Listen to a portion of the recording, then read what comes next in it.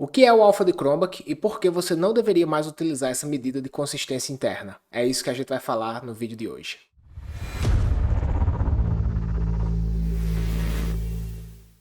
Olá, tudo bem? Seja muito bem-vindo, seja muito bem-vinda. Se você está chegando aqui agora, meu nome é Bruno Damasio, sou fundador da Psicometria Online Academy, um portal de formação em psicometria e análise quantitativa de dados. Se você ainda não é inscrito aqui no canal do YouTube, se inscreva e dá um like nesse vídeo para ajudar a divulgar ele para mais pessoas interessadas, beleza? Então vamos lá. Vamos começar explicando o que é o alfa de Cronbach. O alfa de Cronbach é uma medida de fidedignidade, mais especificamente uma medida de consistência interna. Daqui a pouco você vai entender o que significa isso. E foi desenvolvido em 1951 por Lee Cronbach e até hoje é a medida de fidedignidade, de consistência interna mais utilizada no mundo. O que não quer dizer que é a melhor, mas simplesmente ela existe há muitos anos e se tornou consagrada. Na época que o alfa de Cronbach foi desenvolvido, ele veio a suprir uma série de limitações que as outras medidas de fidedignidade que existiam na época apresentavam. Então ele cresceu muito em termos de aceitação na literatura e até hoje continua sendo mais usado. Mas atualmente a gente tem técnicas muito melhores que você vai ver ao longo desse vídeo. Bem, como eu falei para vocês, o alfa de Cronbach é uma medida de consistência interna. E o que é que isso significa? A consistência interna busca avaliar o quanto o padrão de resposta do sujeito a um determinado instrumento é, como o próprio nome diz, consistente. Então, para vocês entenderem isso, vamos dar uma olhada nesse exemplo aqui da escala de autoestima de Rosenberg, que é uma escala que mede a autoestima geral. Bem, se essa escala mede um só construto, a gente espera que o padrão de resposta aos itens seja relativamente semelhante. Afinal de contas, todos os itens medem a mesma coisa. Por exemplo, imagine esse primeiro item aqui que vocês estão vendo. Eu sinto que sou uma pessoa de valor, no mínimo, tanto quanto as outras pessoas. Uma pessoa que tem elevada autoestima vai tender a marcar alto aqui nessa escala, concordando totalmente com esse item. Então imagina que a pessoa marcou 4 aqui. Isso demonstra que ela tem uma alta valorização sobre si, uma alta autoestima. Se ela responde alto aqui, esse outro item aqui, eu acho que eu tenho várias boas qualidades, a tendência é que ela também responda alta para esse item. Então veja, né, que os itens que medem a mesma coisa, a gente espera que os padrões de resposta dos sujeitos sejam relativamente parecidos. Se a gente descer aqui um pouquinho, você vai ver uma série de itens negativos, né? O que é que são itens negativos? São itens que medem o mesmo construto, mas foram escritos na ordem inversa. Por exemplo, item 8, eu gostaria de poder ter mais respeito por mim mesmo. Veja que se uma pessoa tem alta autoestima e marcou alto nesses itens aqui, ela vai discordar desse item 8 aqui, marcando baixo. Então veja que o padrão de correlação se mantém sendo, nesse caso especificamente, uma correlação negativa. Marcou alto nos itens positivos, vai tender a marcar baixo nos itens negativos.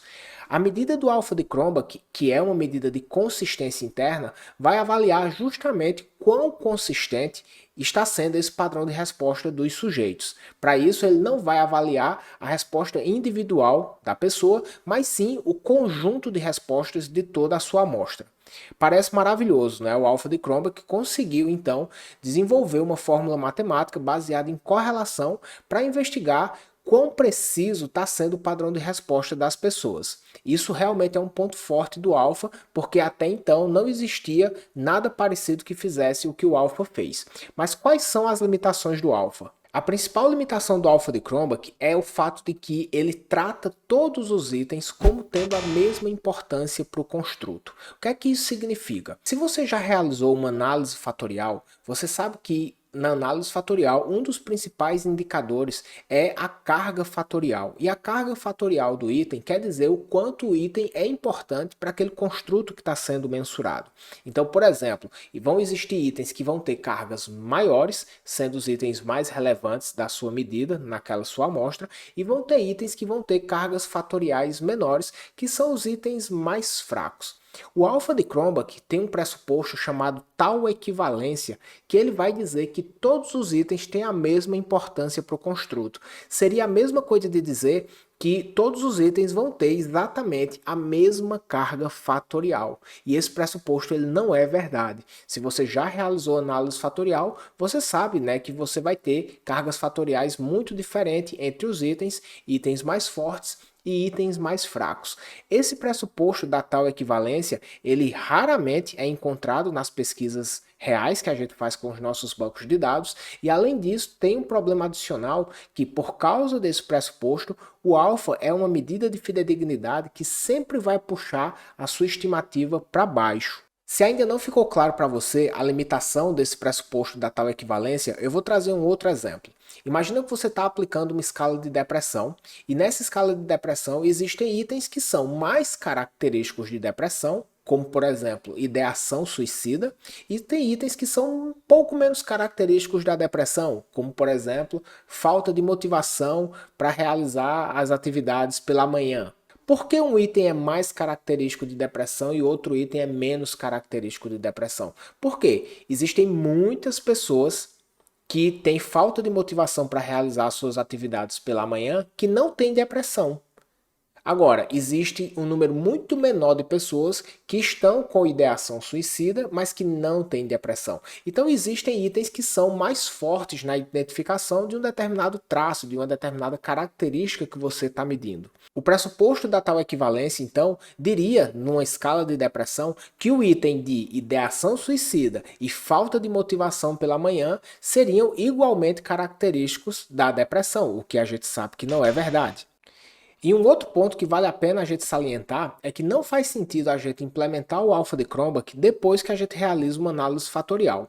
Por quê? A análise fatorial, através das cargas fatoriais dos itens, vai nos mostrar quais são os itens que são mais relevantes. Só que depois, na hora que você faz um alfa de Cronbach, ele vai dizer que todos os itens são iguais. Ou seja, a gente pega a informação da análise fatorial e simplesmente joga no lixo, dizendo que todos os itens têm a mesma importância para o construto.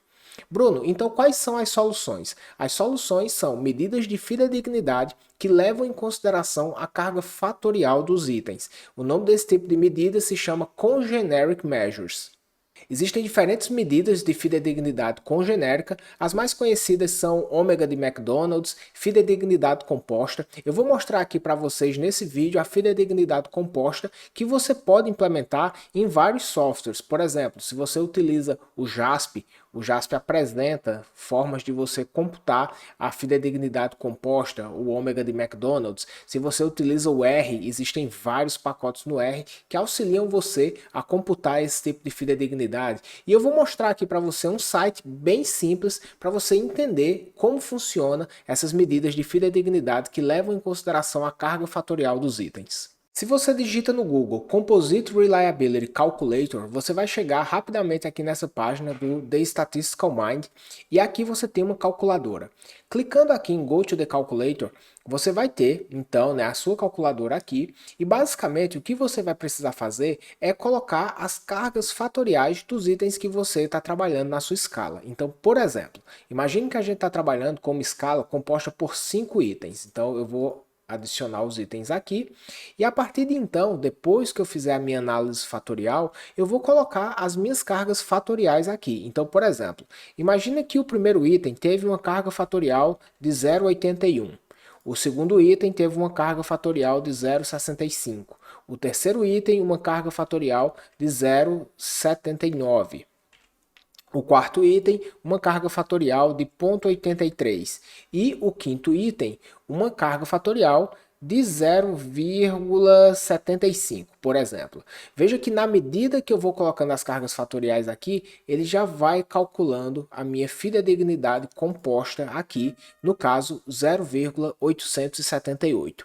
Se você não leva em consideração as cargas fatoriais dos itens e você simplesmente realiza um alfa de Cronbach, retomando, ele vai ter o pressuposto da tal equivalência que vai dizer que todas essas cargas aqui seriam iguais e isso vai fazer com que o alfa de Cronbach chegue em um resultado menor para você, ou seja, o alfa de Cronbach ele vai puxar a sua fidedignidade, a sua consistência interna para baixo. Então veja só, você tem na verdade dois problemas. Você vai ter uma fidedignidade que, teoricamente, não é correta, metodologicamente não faz sentido, além de que esse erro vai puxar a fidedignidade do seu instrumento para baixo. Então, a partir de hoje, tente não usar mais o Alpha de Chromebook, porque a gente tem soluções muito melhores. E se você já usou o Alpha de Chromebook, se você já publicou seus estudos com Alpha de Chromebook, não se preocupe, eu também já publiquei muitos estudos com Alpha de Chromebook e isso faz parte da nossa evolução enquanto pesquisador, beleza? Se você ficou com alguma dúvida, comenta aqui nesse vídeo, vai ser um prazer enorme te ajudar. Se você gostou, dá um like, se você ainda não é inscrito, se inscreve no canal. Um grande abraço e até logo.